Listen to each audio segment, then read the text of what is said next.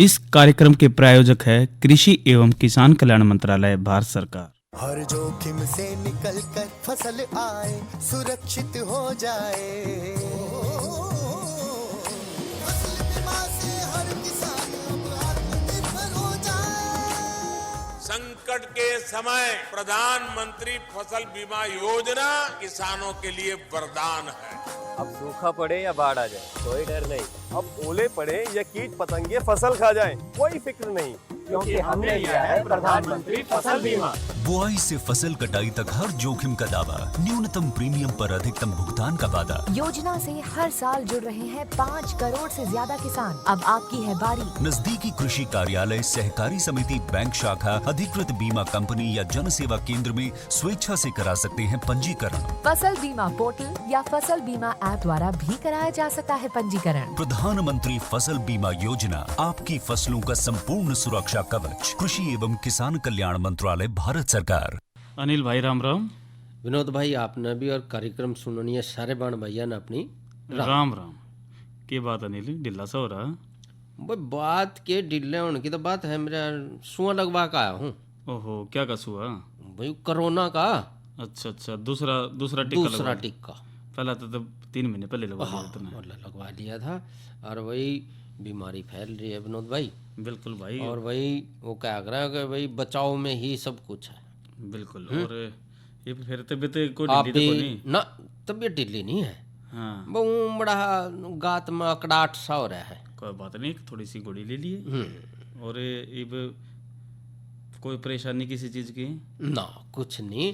और भाई मैं तो जो भाई कार्यक्रम सुन रहे हैं उनको भी हम यही कहेंगे कि भाई 2 गज की दूरी और मास्क है जरूरी, इसलिए खुद भी बचो औरों को भी बचाओ। और दूसरा भाई टीकाकरण भी बहुत जरूरी हाँ, है। टीकाकरण जिस तरह बीमारी फैल रही है। बिल्कुल। और भाई बीमारी जिस तरह फैल रही है, अगर जो हम टीके लगवाते हैं, सरकार की जो हिदायतें हैं उनका बढ़िया तरह पालन करते हैं, तो भाई अब बीमारी रहता था हम इसने हरा ही देंगे।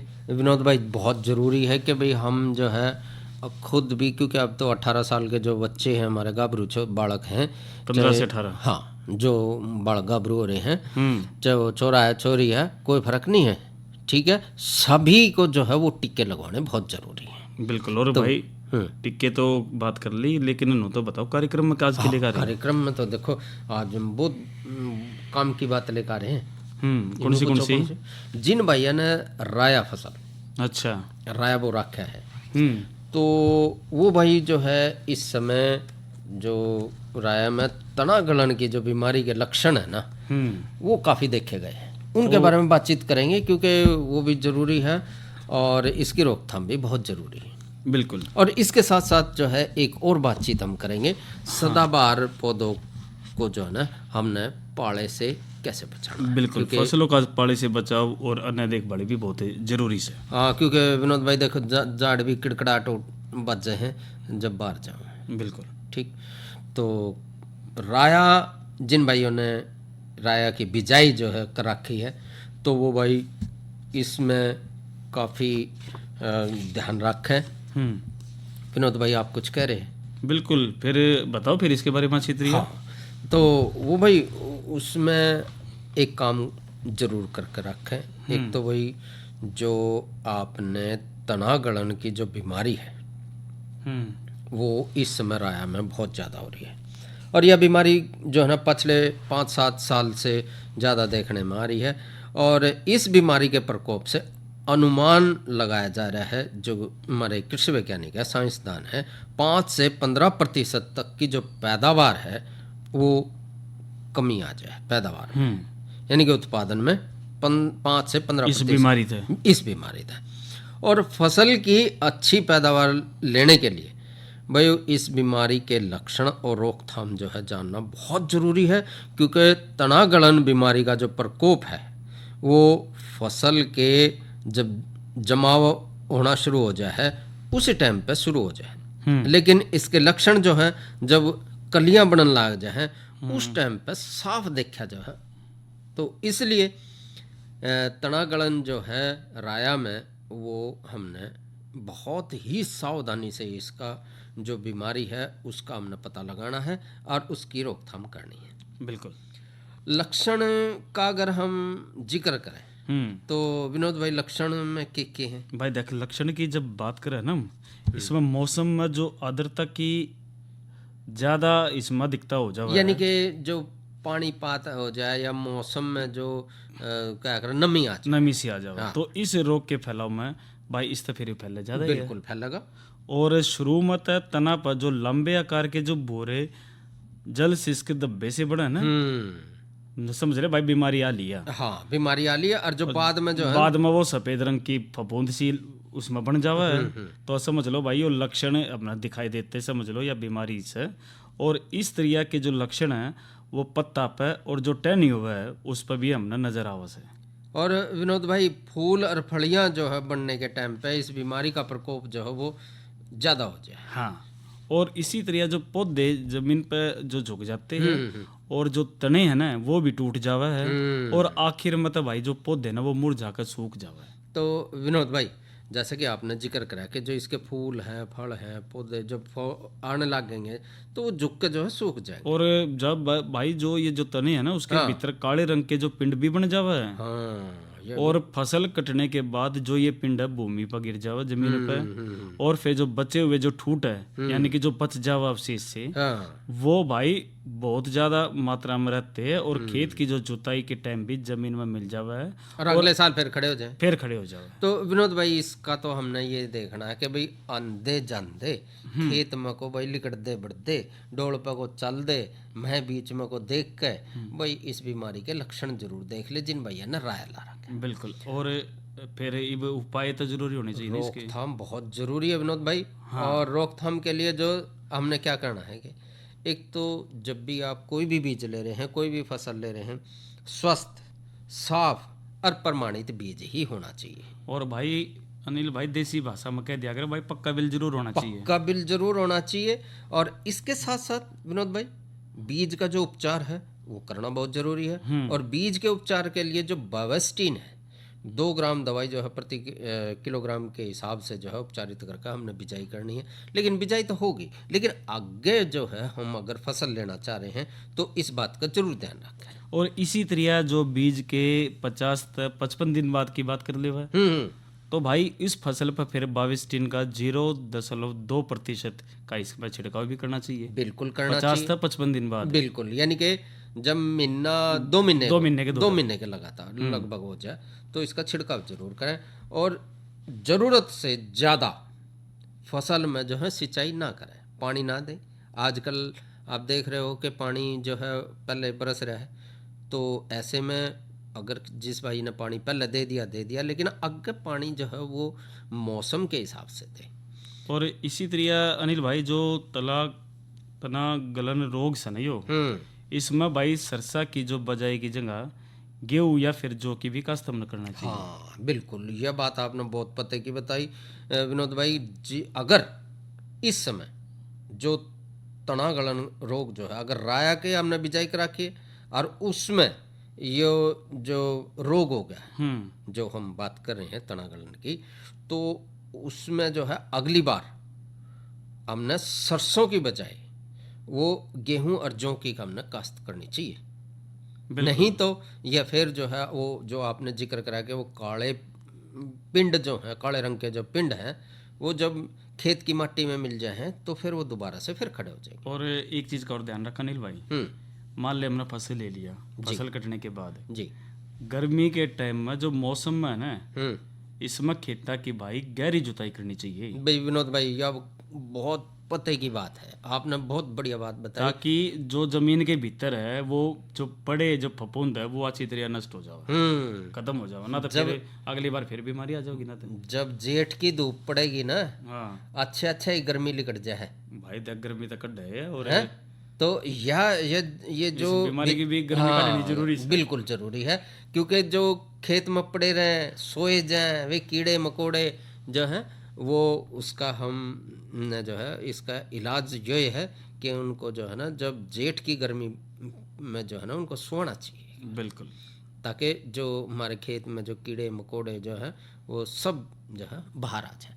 तो भाई भाई बीमारी विनोद भाई, बीमारी का आप जिक्र कर रहे हैं। भाई मैंने बेरा कौन सी बीमारी ये आपके भीतर दिख लग रही कुछ बीमारी मिटाना था या आप कुछ सुनना चाहो सो बीमारी नहीं, कुछ अच्छा। कान्ना मेमड़ा संगीत का रस्सा घोल दो। भाई सारा घोड़ेगे और सुना फिर यार अगनी और बातचीत हमने इसकी करे ली बिल्कुल कि राय फसल में तना गलन रोग के कारण और उसके लक्षण के बारे में उम्मीद करे भाई इन बातों का ध्यान रखे भाई बढ़िया तरीका इसमें लाभ बिल्कुल कमाओ। बिल्कुल बिल्कुल।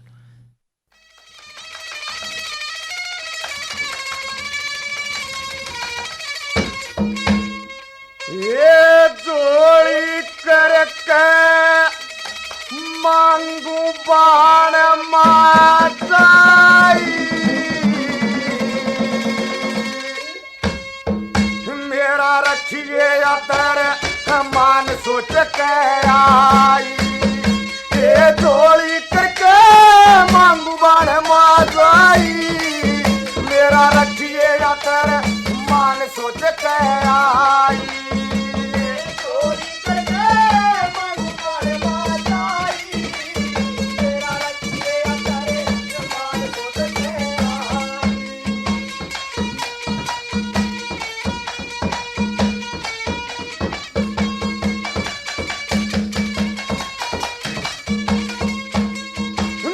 मन का ऊंचा मैल तन चन राजा मेरे तन का कच्चा सूत थान बोण राजा यो इतना भारी है कटम तन जन राजा माँ बेटे बन यो मिल नरक सोन राजा माँ बेटे दखे बनी के माँ बाप बनी के भाई मेरा रखिए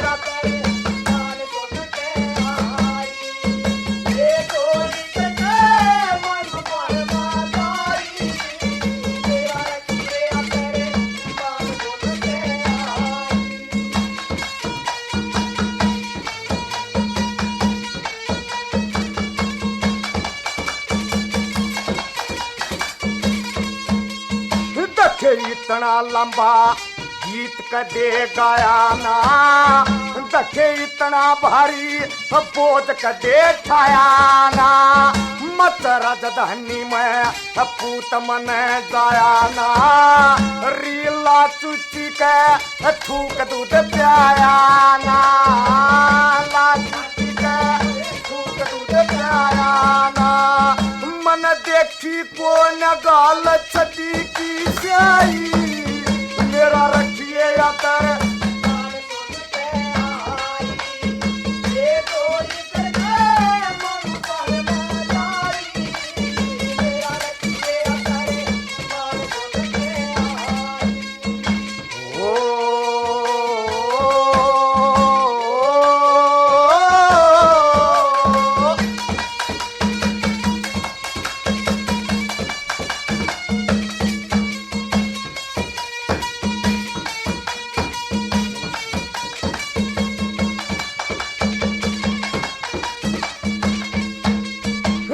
मत ना कद आठ गणी डर जाएंगी और सोमन पक्का शान तेरे घर जाएंगी मत कर जोड़ी दखे गली गली फिर जाएंगी माँ बेटे बिन में तड़प तड़प मर जाएंगी माँ बेटे बिन में तड़प तड़प मर जाएंगी मेरा गाल्या को न गूंद पंजीरी न खाई मेरा रखिए यातर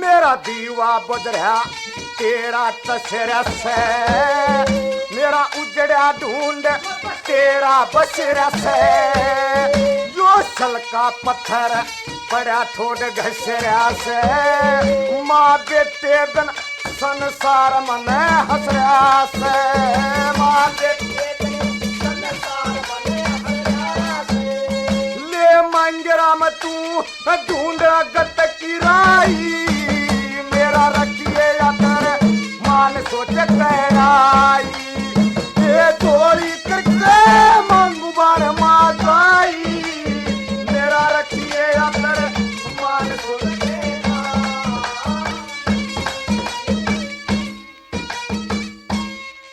भाई विनोद भाई, क्या रागनी सुनवाई आपने? भाई रागनी आपकी पसंद की थी? हाँ, और गानिये थे, कलाकार थे विक्रम भाई और उनके साथी। और विनोद भाई, कुछ आप दूसरी भी चर्चा कर रहे थे कुछ? भाई दूसरी चर्चा जरूर कर रही है, लेकिन वो तो बता दो कल के लेकर आ रहे हो कार्यक्रम में? कल तो बहुत कुछ लेकर आ रहे हम। कल तो थारी चिट्ठी मारे गीत, यानी कि भाई ये जो चिट्ठियाँ आएंगी और उनमें जो है हम पूरा जो भैया ना भेज रखे फरमाइश, वो फरमाइश जो है वो हम पूरी करेंगे। और भाई मौसम की भी बता देते हैं। मौसम क्या कह रहा है बता? भाई मौसम तो देखो बारिश का ही हो रहा है, और इस हफ्ते तो बारिश रहेगी। और भाई एतवार के बाद राम जी खुलेगा और गरज के साथ सीटें भी, और कई स्थानों पर बारिश भी अच्छी तरह और होगी। और अधिकतम भाई 14 डिग्री तक सेल्सियस हमने रिकॉर्ड करा गए हैं। और इसी तरह भाई जो मौसम है वो जरूर बदल रहा है और बादल छाए रहेंगे। और कई जगह तो विनोद भाई बारिश भी होने की संभावना है, तेज और हल्की बारिश भी हो सकती है। और आसपास का जो क्षेत्र है उसमें जो है कहीं कहीं ओले भी पड़ने की संभावना है। इसलिए किसान भाइयों को सलाह ये दी जाए कि बदलते मौसम में जो है विशेष ध्यान रखें। और अनिल भाई एक चीज का जरूर ध्यान रखें कि इसके अंदर भाई 2-4 दिन भाई कोई फसल ही पे बोवे नहीं। हाँ, फसल ना बोए। और मौसम क्योंकि अभी और क्योंकि देखो मौसम जिस तरह बदल रहा है, और कल भी संभावना राम जी की, और कल जो मौसम है अगले 24 घंटे की बात करें तो अधिकतम 16 और जो न्यूनतम 8 डिग्री सेल्सियस रहने की संभावना है। हाँ, अब हम बात करेंगे भाई। देखो विनोद भाई, जो छोटा कोई भी हो, छोटा हम चाहे बच्चा ला ले, पेड़ा ला ले, हैं भाई, उसको जो है ना बचाना बहुत जरूरी है। बिल्कुल। छोटे बालक का तो बड़ी ही हवा लाग जाए, जब छिक्कन लाग जाओ तो ये जो पौधे हैं छोटे, इनके क्यों कर छींक बंद करा भाई? इसका तो भाई नू है, सर्दी में बचाव तो करना ही पड़ेगा। सावधानी रखेगी तो बचाव भी हो जाएगा। अब जो छोटे पौधे हैं उनका हम थोड़ा सा जिक्र कर लिया। जिन भैया ने इन दिनों में, यानी कि पिछले दिनों में जो बाग लगाए हैं, आम है, पपीता है, अमरूद है, लीची है, संतरा है, नींबू है, तो वो भाई अगर उनके पौधे छोटे हैं तो भाई उनमें जो पाड़ा है उससे बचा कर जरूर रखें। बिल्कुल। क्योंकि पता तो लग जाए कि भाई आज और कल में जो है पाड़ा पड़ने की संभावना है, तो इसलिए पाड़ा अगर होने की संभावना हो जाए तो जो छोटे पौधे हैं उनको ज़रूर बचा लें। और इनमें एक बात का ज़रूर ध्यान रखें कि वो क्या है ना, हल्दी लाग गया ना फटकड़ी और रंग भी चोखा हो जाए। हमारे दौरा पुराड़ हुआ है, तो पुराड़ को जो है हमने जो छोटे पौधे हैं वो हमारे उनके ऊपर हमने ये पुराड़ थोड़े से अगर डाल दें तो पाड़ा जो है वो छोटे पौधों पे असर नहीं करेगा। और अनिल भाई कई बार सरकंडे हो जिस तरह, उस तरह भी हम झोपड़ी सी बना दे। हाँ, झोपड़ी सी बनाते हैं, लेकिन विनोद भाई कई बार जो सरकंडा है ना, जो हमारा छोटा पौधा हुआ है, वो न दाब ले। अच्छा। इसलिए जो हमारे पास पुराड़ है वह बढ़िया रहे, वह ठीक रहे। और अगर ठीक ठाक सा समय रहे भाई, मी बूंदी ना हो, पानी बरसात ना हो, तो भाई एक और उपाय है कि भाई थोड़ी सी हल्की सी सिंचाई जो है वो अपने खेत में जरूर कर दें, ताकि जो पाड़ा है, जो हमारे जो छोटे पौधे हैं, उन पे कम असर डाले। और अनिल भाई कुछ पेड़े पाडे भी लगा दिया करें जो वायुरोधक हो। हाँ, वो किस तरह? वो तो जो जब भी हम नया बाग लगाए तो बाग के चारों तरफ जो है ना बड़े पेड़े, सफेदा है, शीशम है, जामुन है, सतूत है, इस तरह के जो फलदार जो पौधे हैं वो हमने डोलों पे जो है लगा दें, या फिर 1-2 साल पहले जो है उन बड़े पेड़े ने ला दें, बड़े पेड़े ने। और उसके बाद जो है हमने अपने जो खेत में जो बाग हमने लगा रहे हैं तो वो छोटे पौधे जो है ना लगा दे, ताकि जो ठंडी हवा है वो बड़े पौधे जो है वो सहन कर लें और जो छोटे पौधों के ऊपर कम नुकसान हो। अच्छा। तो यह तो बात रही। और इसमें एक बात का और ध्यान रखा है विनोद भाई, वो कौन सी? जो हमने सिंचाई की बात करी और अब हम बात कर लें थोड़ी सी खाद की, क्योंकि कई बार बिना खाद के भी हम अपने जो फलदार जो पौधे हैं उनको हम बचा सके हैं, क्योंकि जब हम टाइम पे अपने पौधों को खाद नहीं देंगे, और ख़ास तौर पे जो गोबर की गली सड़ी खाद है वो हमने ज़रूर देनी चाहिए। लेकिन इसमें भी एक बात का ज़रूर ध्यान रखें, तुरंत ताज़ा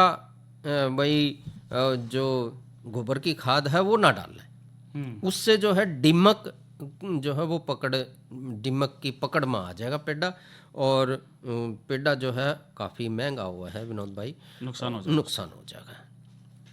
और इसलिए हमने जो पौधे हमने जो लगाए हैं, जो छोटे पौधे हैं, अगर हम टाइम पे उनकी हिफाजत करेंगे, उनकी रक्षा करेंगे, उनको सिंचाई देंगे, पानी देंगे या पुराड़ से उनको ढक देंगे, तो हम जो है अपने पौधों को पाले से बचा सकें। और इसमें एक बात का ज़रूर ध्यान रखें, आजकल बहुत बढ़िया किस्में आ रही हैं, ख़ास तौर पर जो भाई अमरूद का बाग लगा रहे हैं, तो अमरूद का बाग है, आम का बाग है, लीची का बाग है, और आप देख रहे होंगे कि कई भैया ने जो दूसरे फलदार जो पौधे हैं वो लगा रखे, चीकू का बाग है। तो वो इस बात का ज़रूर ध्यान रखें कि भाई अपने जो किस्में हैं वो ऐसी किस्में लें जो कि हम सदाबहार पौधों की जो कटाई छटाई जो है हर साल जनवरी के महीने में जब करें हैं, तो पौधों का जो एक आकार है वो बना रहे। इसलिए हमने जो किस्में हैं वो बहुत ही उम्दा किस्में लेकर आनी चाहिए, उसका चुनाव बढ़िया करना उसका चुनाव बढ़िया। और आजकल तो एक और बात बताओ साइंसदान कि जो पहले तो होया करते ना भाई, बड़े पेड़ होया करते और उन पर घने फल लेने के लिए भाई उनकी जंगाई नहीं करा करे थे। आजकल जो छोटे पौधे हैं उन छोटे छोटे पौधों पे यानी कि 1 साल या 1 साल के बाद ही फल जो है वो लागना शुरू हो जाए। और इसमें जब फल आवा है तो विनोद भाई तो बहुत बढ़िया फल आवा है। और आजकल आप देख रहे हो कि अमरूद आ रहा है, अमरूद बिल्कुल बहुत बड़ा अमरूद आ रहा है, छोटे छोटे पौधा का वैरायटी इसी बढ़िया वैरायटी किस्म जो है। उसका और आप देख रहे हो कि आलू बुखारा भी, और आजकल बेर जो आप देख रहे हो मंडी में वो भी आधा किलो का, एक पहिया का बेर। तो ये किस्म जो है वो हम अच्छी जो किस्में हैं जो भाई अच्छी किस्में अगर लगाएंगे तो वो भाई अपना अच्छे से अच्छा जो फल है वो ले लेंगे।